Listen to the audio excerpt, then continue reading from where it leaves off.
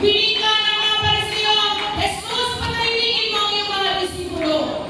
Ang sabi ng Panginoong Jesus, kung patahimikin ko ang aking mga disipulo, ang mga bato ang siyang ilaw na apoy.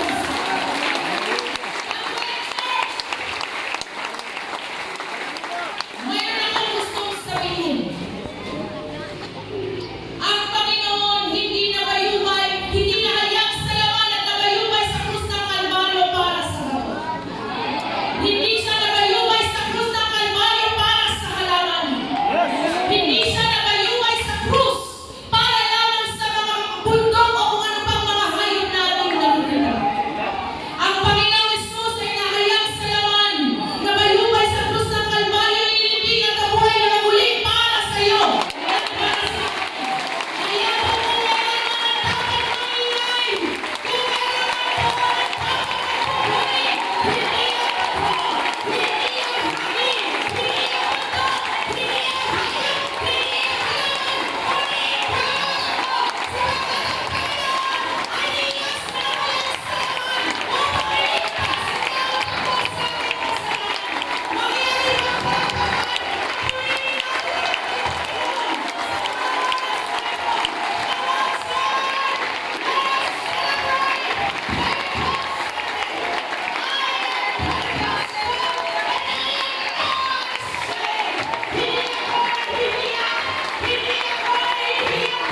upalitas sa iyong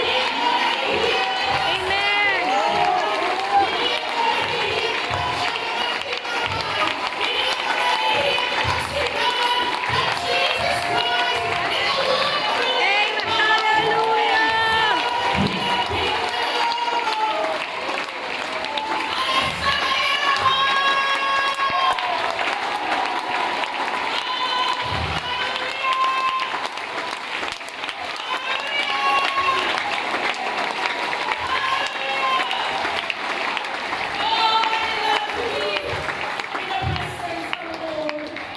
Amen. Mga kapatid, paulit-ulit ko kung sasabihin sa inyo, if you want to taste heaven on earth, learn how to praise, learn how to worship. Dahil nagtitingnan natin ng langit kapag tayo nagtutulog sa atin.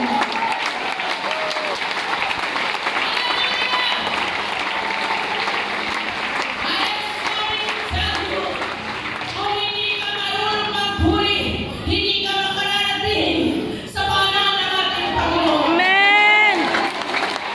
Kung inihihilan mo ang pagpupuri at pagsamba, ang pagsigaw sa taas ng kamay, sa panahon ng ating Panginoon, hindi ka mararamdaman sa panahon ng ating Panginoon. Sapagkat walang ibang dapat purihin kundi ang ating Panginoon Jesus. And let us open our Bibles in the book of Leviticus. Amen. Chapter 6.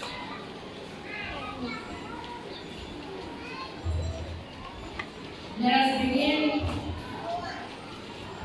from chapter 6, verse 9. Pwede niyo pong sundan sa inyong mga Bible.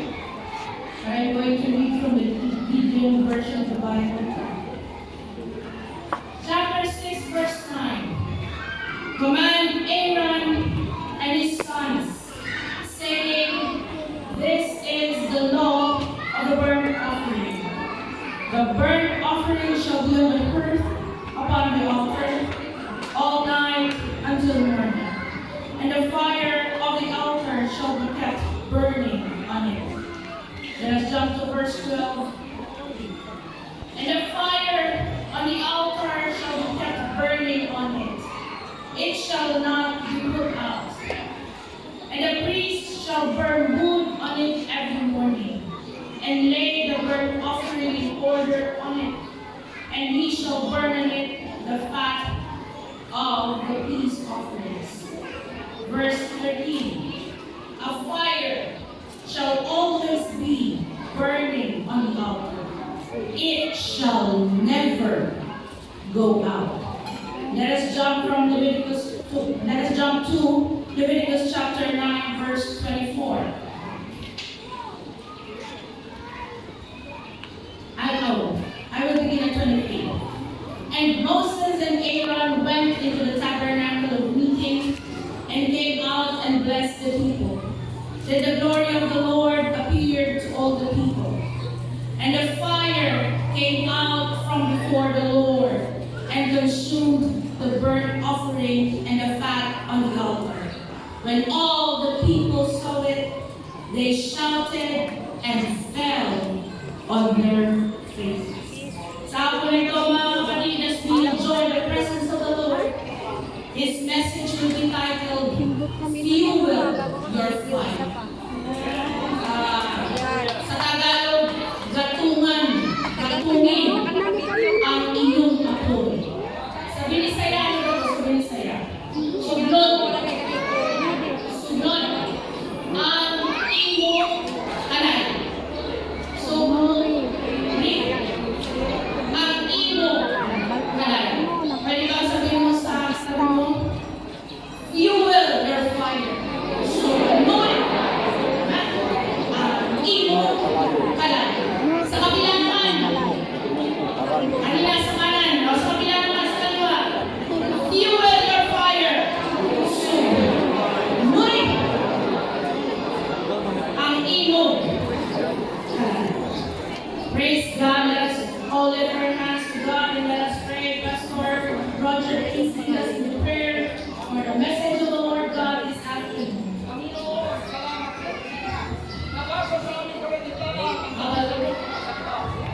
Alam ko namin tulisan mo sa puso ng iyong Diyos. Sapagkat meron kang gagawin at layunin. Hinihiling namin na lang ngayong araw po na ang iyong anointing, ang punas ng release ng Espiritu Mas okay yun. ay sumasakang Na mic, mas maliwanag. Magliligas ang apoy at kanyang nakakikinig magsimulang iartaas ang aling pagkatong upang pagkilihin at pagliyaan ng apoy sa kalimitan. And we are praying today along the congregation of the Holy Ghost, the Lord's flame of fire to fall in the midst of this congregation. With the special anointing with the preacher today, I declare in the name of Jesus, I pray. Amen. Amen. Amen. Praise the Lord.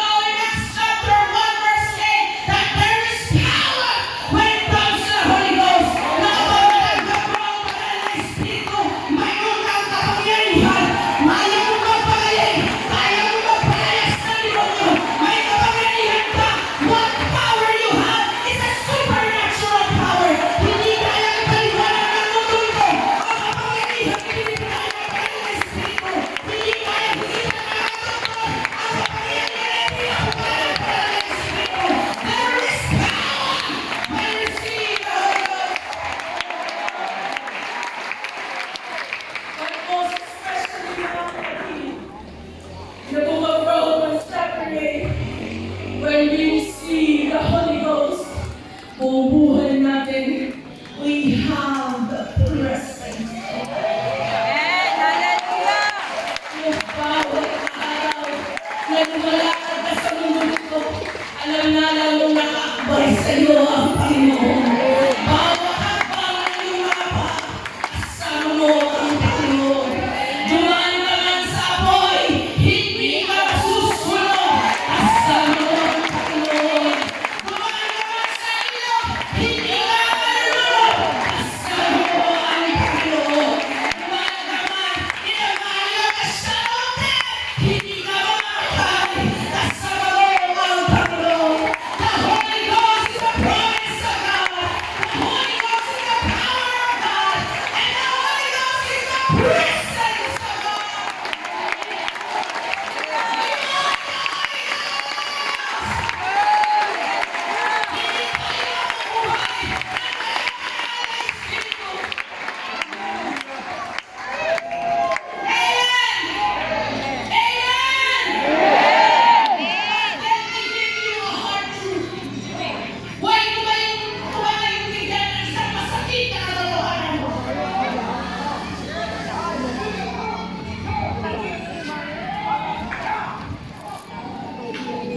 If you have been baptized in water in Jesus' name,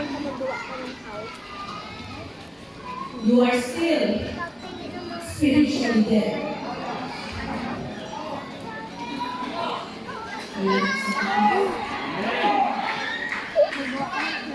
Ang daming nakikita, I am saved.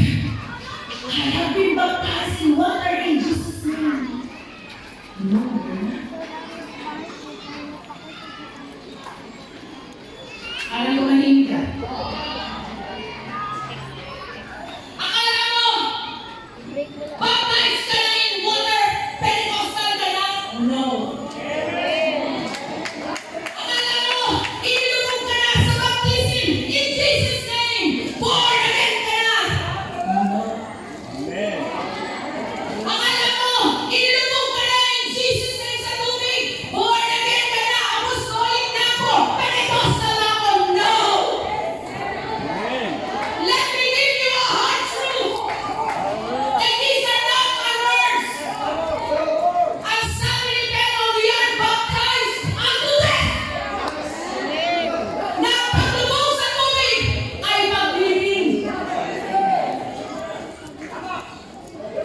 Tinabog ang John chapter 3, verses 1 to 6. Ang sabi ni Nicodemo, Panginoon, alam kong galing ka sa ramay. Alam kong galing ka sa Diyos. Ano ba ito mga tinuturo mo? Ang sabi ng Panginoon, you need to be baptized in water para makita mo ang kaharian. Maraming nakakakita sa kaharian ng Diyos, ngunit hindi nakakapasok.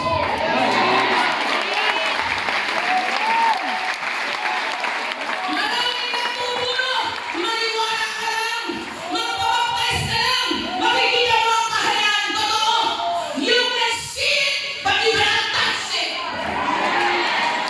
You can see it, but you cannot go inside it. Hanggang labas ka lang, hanggang tanaw ka lang. Bakit? Because if you have received the water, baptism in Jesus' name, nakalibing na. You are dead. Walang nakalibing na buhay. Sabi ni Nicodemo, Panginoon, teka lang. Parang naguluhan ako. Inulit ng Panginoon, you need to be baptized, born again in water and Spirit para maka-enter, makapasok ka.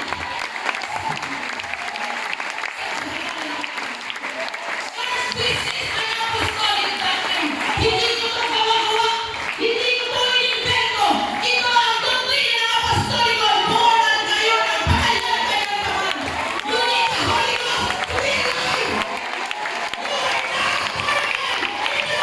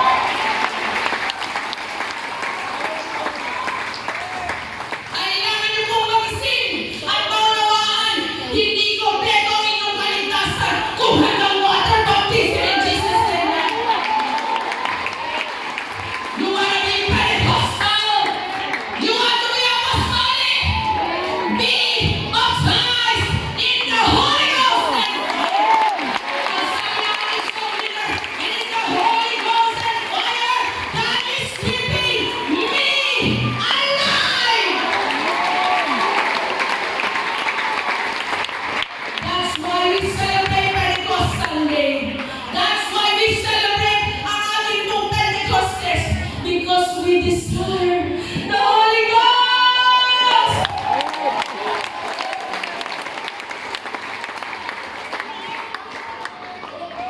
Ang sakit mo na kung magsalita, Pastor. Ang sakit mo magsalita, Ma'am. Maraming po sa akin, I love you with the love of the Lord. Pero napakasakit na 20 years ka na sa church, wala ka pa ng Holy Ghost. Napakasakit na 10 years old ka pa lang, 12 years old ka pa lang, binaptize ka na in water, pero ngayon 30 anos ka na, hindi mo pa nararamdaman ang kagalakan ng baptism.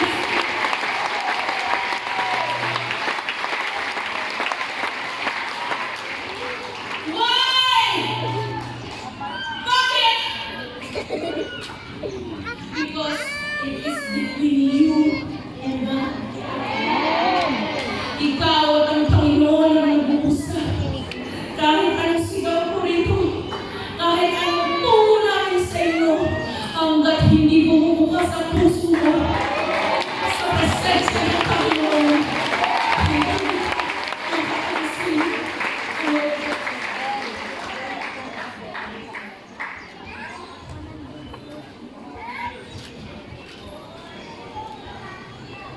One of the greatest mistakes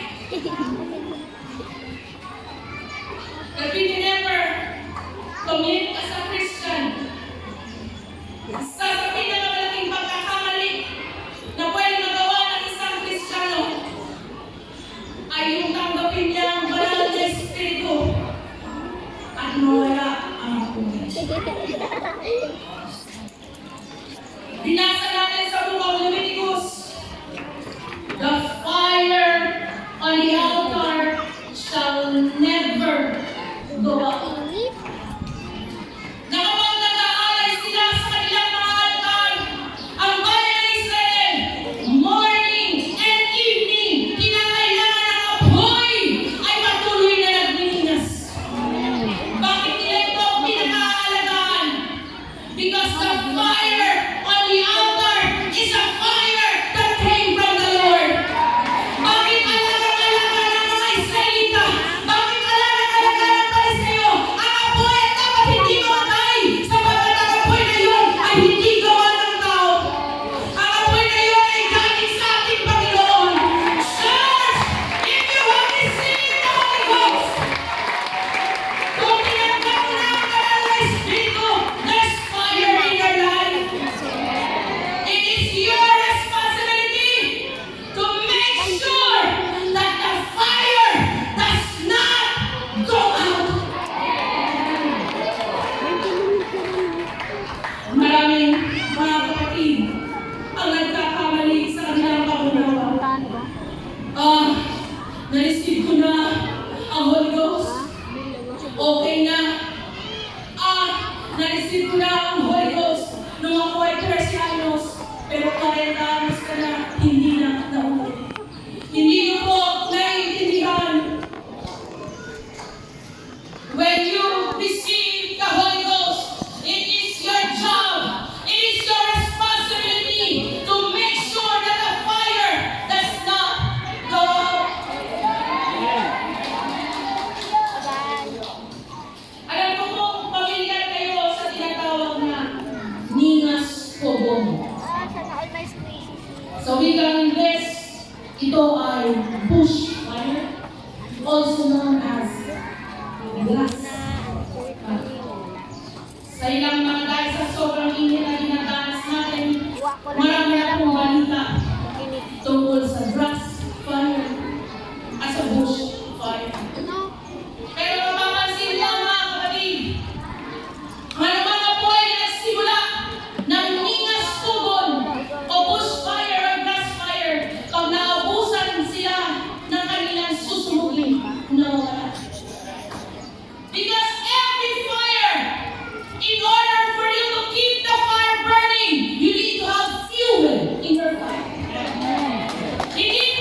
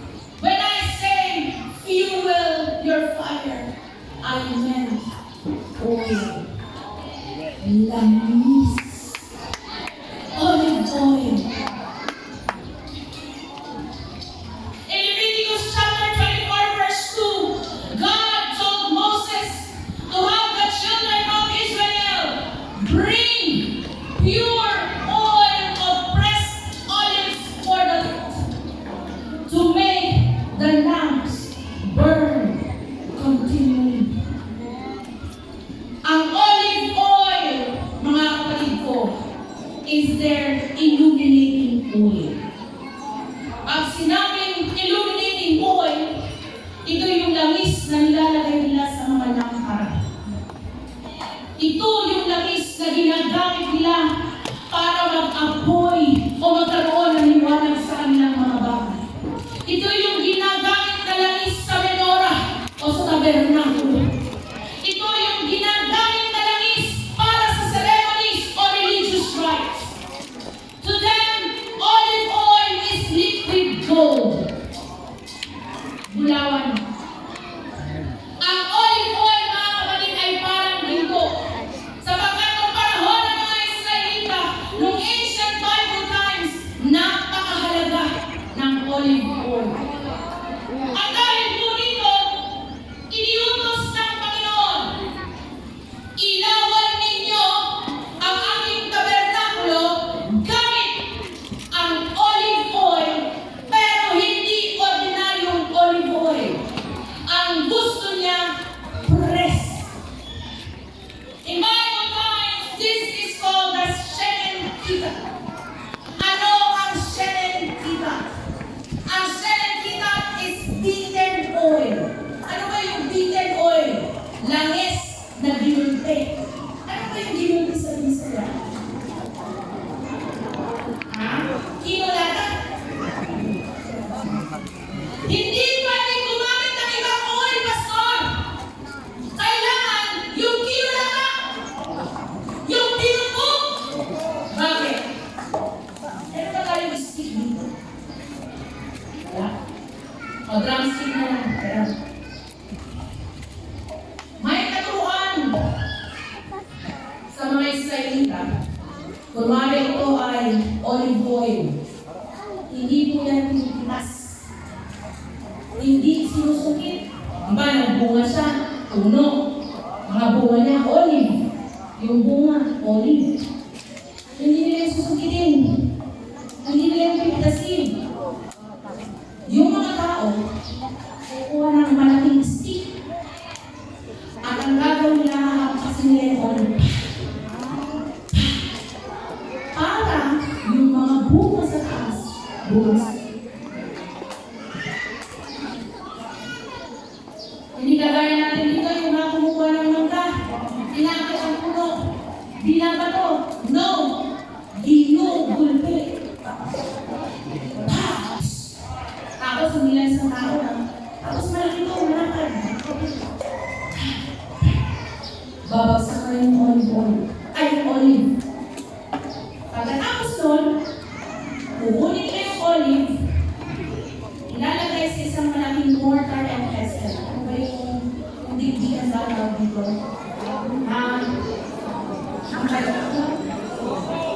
Yun. Yun na yun. At then, nakaiton, kumari ko na lang. Sorry, pastor. Kumari, yan na yung mga olive na bumagsak.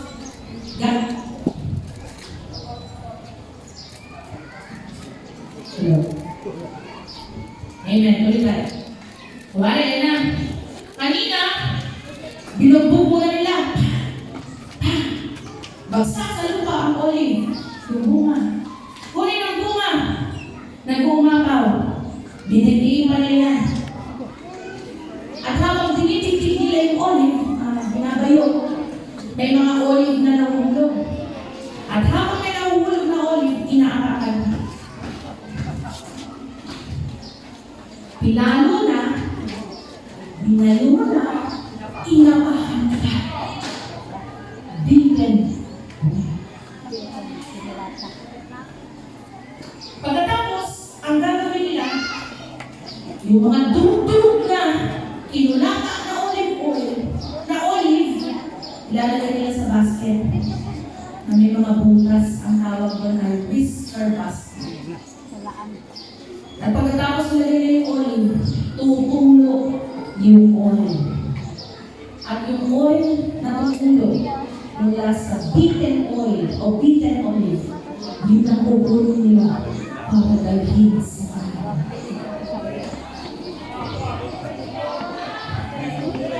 Yun ang kukunin nila para ilawan ang altar.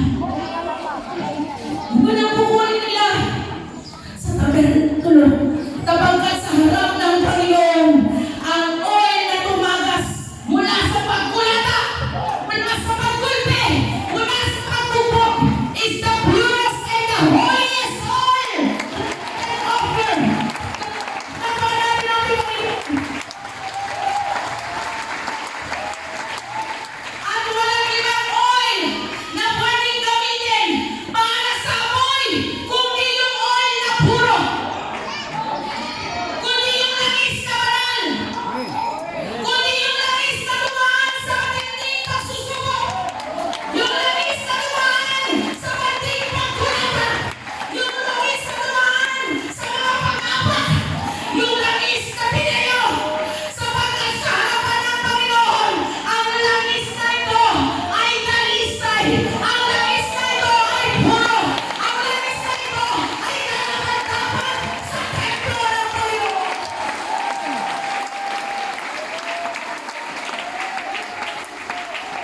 Kasi diba, si Elisha at yung widow, sabi ni Elisha, ano na lang ang meron ka? Ang sabi ni Elisha ng widow o ng biyuda, in 2 Kings chapter 4, thine handmaid hath not anything in the house save a pot of oil. Teka lang muna, Pastor. Walang pagkain, pero may oil. Walang tubig, pero may oil. Walang pera, pero may oil. At ang sabi ng widow, kapag po nauubos ang oil, lumakakay na kami. Kapag po nauubos ang oil, ibibenta na po yung 2 anak ko sa pinagkakautangan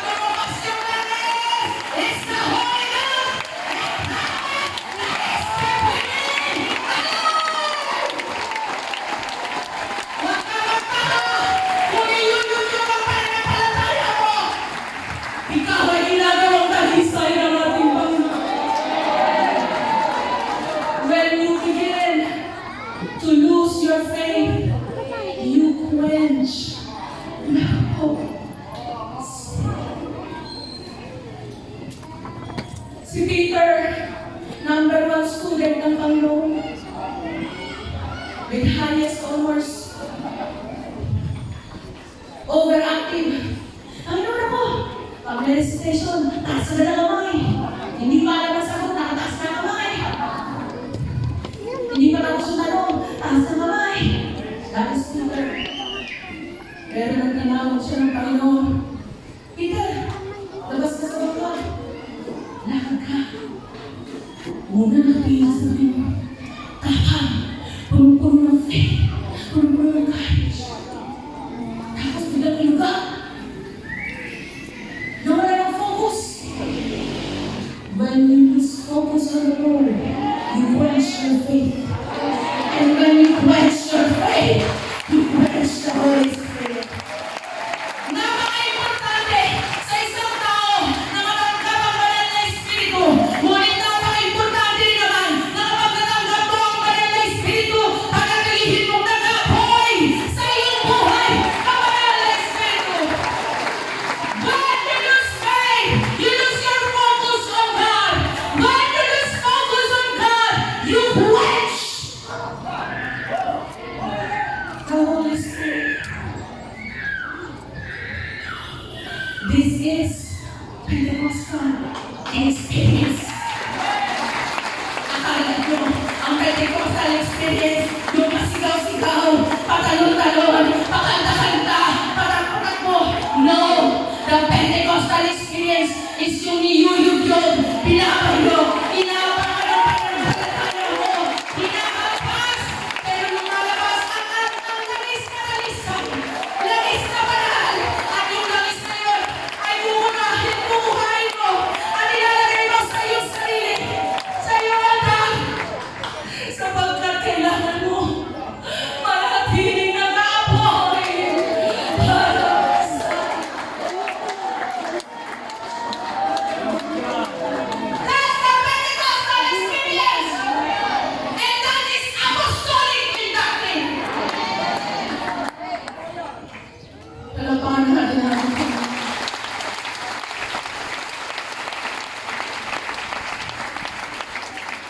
Second, oil na kinilata. Binubog is the oil of trust. Amen. Amen. The oil of trust. Pastora, ano kaibahan ng faith sa trust? Trust is faith deepened and strengthened through time. Ang tiwala sa Diyos ay pananampalataya na pinatibay at pinalalim ng Panginoon. Because you can have faith today, but do not trust God tomorrow. Pwede may pananampalataya na kayo, pero wala kang tiwala sa Panginoon. Ano ang trust? Trust is putting your confidence in God. Ngayon, bahala ka na. Kasi may confidence mo siya. Bakit? Dahil habang tumatagal ang naglilingkod sa iyo, napapatunayan ko sa aking buhay na hindi ako nagkamali ng Diyos na pinaglingkuran. Na lahat ng pangako iyong pinubuhay. Na nung pinangakuan mo akong pagalingin, pinagalingin mo ako. Nung pinangakuan mo akong magpuprovide ka sa pangangailangan ko, ginawa ko ng solusyon ng problema mo. I have proven you time and time and time again. Totoo, ang salita ng ating Panginoon. Trust is your faith in action. Ulit, ang pagtitiwala ay iyong pananampalataya na may gawa. Madaling sabihin, I love you, Lord, pero mahirap gawin. Mahirap sabihin, nagtitiwala ako sa iyo, Panginoon, pero mahirap gawin. Dahil marami sa atin ngayon may trust issues sa Panginoon. Hindi yan ako narinig. Marami ang may trust issues sa Panginoon.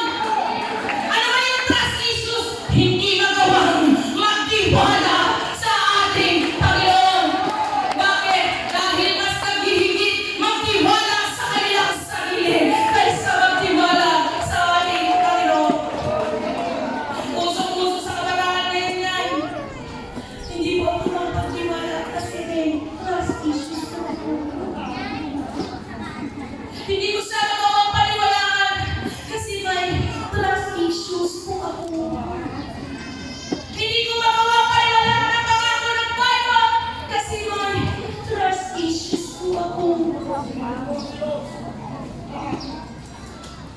Church, kung sa tao ka nang titiwala, may trust issues ka. Pero kung sa Panginoon ka magtitiwala, araw-araw ng buhay mo, patutunayan ang Panginoon! Nakakatakas siya! Pagkatiwalaan! Trust in the Lord! Rely on God!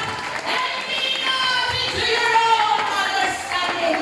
In all your ways acknowledge Him, and He shall direct.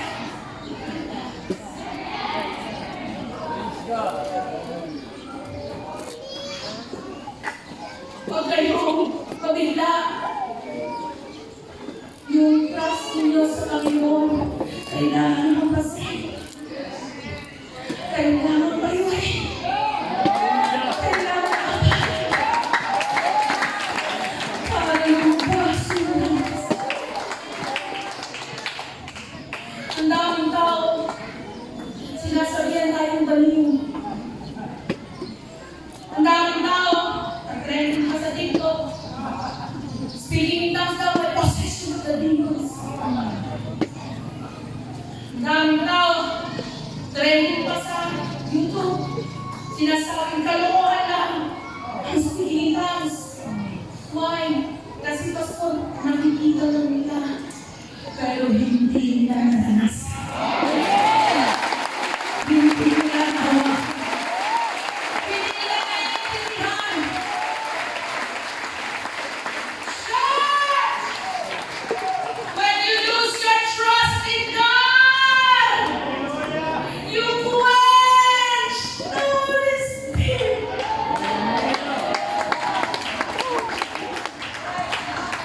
Jonah was a man called by God.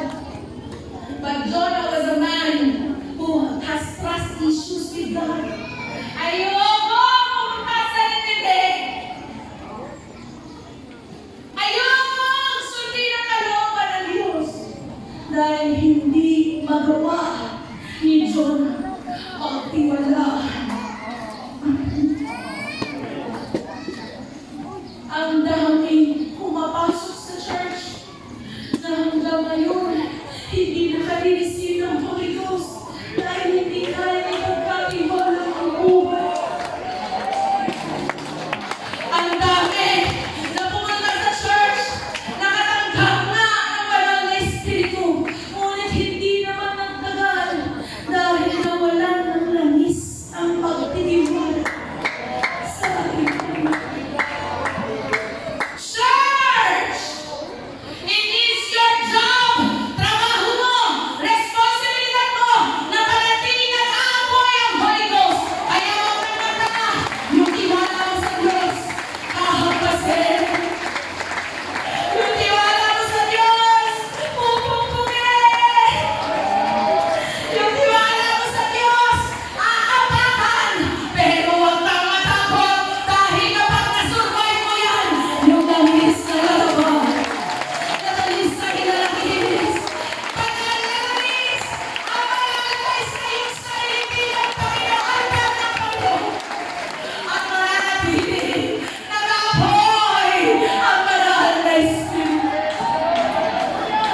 Do not lose your oil of trust. The last beaten oil, hinulata ng langis, is the oil of humility. Pagpapatumbay. Dahil ang pinakamahirap isurrender sa lahat. Pride. Ante, ante, ante. Pinakamahirap. Yun yung si ante. Doon, sa likod. Sa likod pala ang siya. Ayan lang ante yung sa likod ng mga tao. Sa likod ng mga tao, ang CR. Ante may CR doon. Pinakamahirap. Ang sumunod sa utos. Pinakamahirap.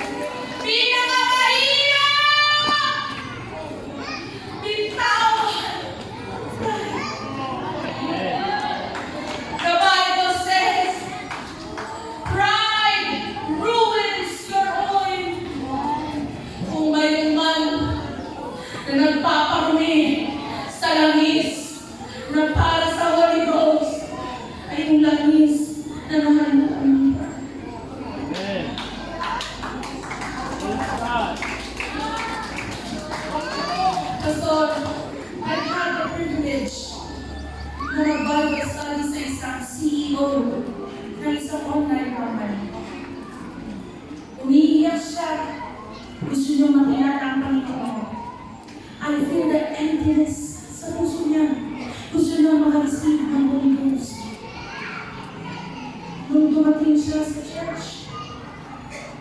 Bakit ganito? Bakit ganito mga members? Sanay ako na kahit ako fine, nakasaya ko. Bakit yung mag-church? Nakapaan? Bakit yung mag-church ako? Hindi makabasa, hindi makasukan. I don't think I belong in this church. I believe God is calling that person. Pero hindi niyo maswerte yung pride. Ang sabi ng Bible, God gives grace to the humble. Kapag pinapagawa mo ang iyong sarili sa harapan ng ating Panginoon, hinahawakan ka ng Diyos. Hinahawakan ka ng Diyos. Malapit ang puso ng Panginoon sa mga taong nagpapagawa. In Psalm 149 verse 4, the Bible says, God gives victory to the humble. The more pala nagpapakapatay sa harapan ng ating Panginoon, the more na itinataas tayo ng Panginoon, the more na pinagpapalan tayo ng Panginoon, the more na nagtatagumpay tayo sa harapan ng ating Panginoon. Ang sabi ng Bible in Daniel chapter 10 verse 12, God hears the humble. Ang isang tao pala na pinababa ang kanyang sarili sa tuwing sumisigaw siya, sa tuwing nananalangin siya, ang tahinga ng Panginoon ay nakatuon sa kanya.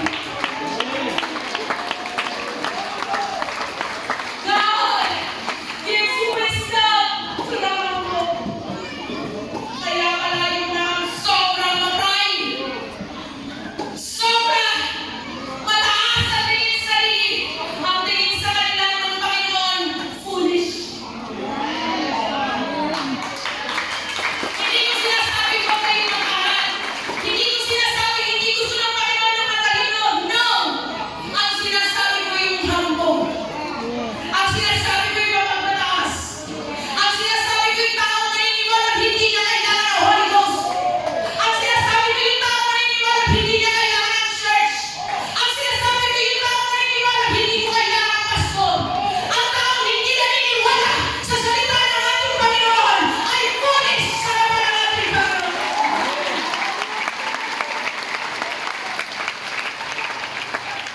Church! Huwag kayong magtaka. Yung pride nyo, pinapayo, pinapalo, inaapakan. Because gusto ng Panginoon, lumabas ang langit. Nakalisa. Nakakila. Sa harapan natin.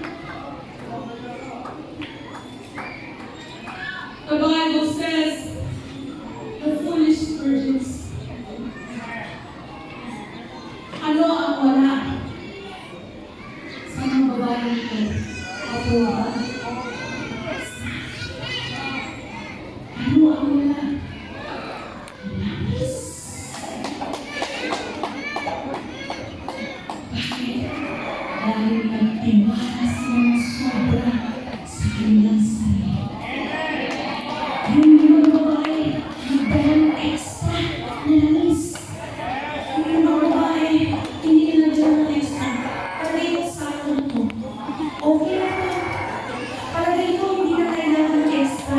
Bago ko ang gusto ko, dahil pinamahal. Palagay ko, tama na hindi na talaga. The foolish virgins were foolish because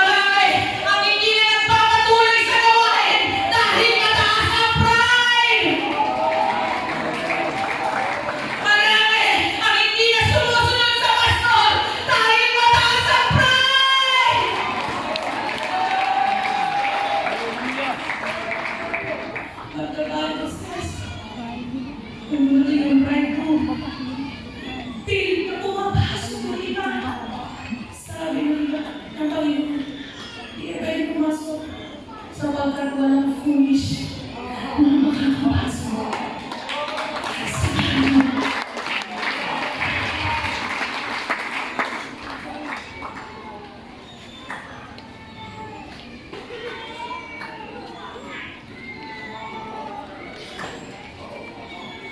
Church, kamusta ang Panginoon? Kamusta ang pananampalataya mo? Kamusta